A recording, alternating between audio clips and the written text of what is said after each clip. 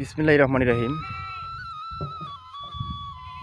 তো আমি আসছি একটা সমন্বিত খামার প্রজেক্টে।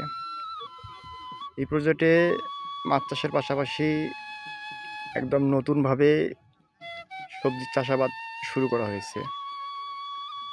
তো প্রথম পর্যায়ে এখানে কিছু ঢেঁড়সের গাছ লাগানো হয়েছে আর বরবটির গাছ লাগানো হয়েছে। তো শুরুর ফসল হিসাবে মোটামুটি ভাবেই ফসলের গুণগত মান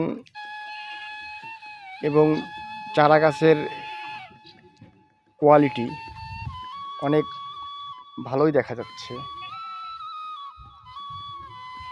তো পুকুরের পাশাপাশি পুকুরের পাড়ে এমন সবজি একজন চাষিকে অর্থনৈতিকভাবে ভালো সাপোর্ট দিতে পারে।